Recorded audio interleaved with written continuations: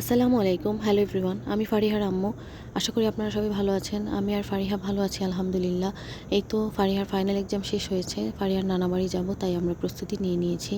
আজকে রওনা দিব। সকাল সকাল ঘুম থেকে উঠে আমার মেয়েকে রেডি করে দিলাম, আমিও রেডি হয়ে গেলাম। বাহিরে প্রচণ্ড শীত, তাই আমরা শীতের পোশাকও পরে নিয়েছি। এখন আমরা মিঠুকে রেডি করব। মিঠুর জন্য ছোট্ট একটা প্যাড বক্স এনেছি।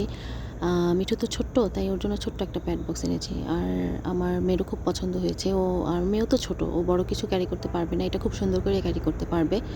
আমার মেয়ের শখের জিনিস। এই তো আমরা এখন বেরিয়ে পড়বো আল্লাহর নাম নিয়ে। আমার বাসা বাড়ি ছেড়ে যেতে কোথাও খুব মায়া লাগে। আমার বাবা মার কাছে যে কয়দিন থাকি, খুব কম সময় থাকি, কারণ আমার নিজের বাসা, সংসার, ঘর সংসারের জন্য আমার খুব মায়া হয়। আমি বেশি দিন কোথাও থাকতে পারি না, আবার চলে আসি। এই তো এরকম পরিস্থিতি হবে ভাবতেও পারিনি। প্রচণ্ড ভিড় ছিল ঈদের সময়ের মতো। আর মানে গাড়ি আসতেও 2 ঘন্টা লেট হয়েছে। আমি তো অবাক হয়ে গেছি এরকম ভিড় দেখে। খুব কষ্ট হয়েছে আমাদের। 2 ঘন্টা, টাইমের 2 ঘন্টা পরে গাড়ি এসেছে। এই তো পদ্মা সেতুতে আমরা উঠে গেছি। কি পরিমাণ কুয়াশা! নদীর পানি দেখা যাচ্ছে না, অথচ দুপুর 12টা বাজে।